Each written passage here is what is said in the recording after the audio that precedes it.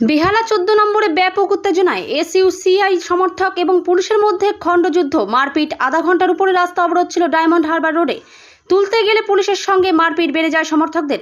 বেশ কিছু মানুষজনকে আটক করে নিয়ে যাওয়া হয়েছে বেহালা থানায়।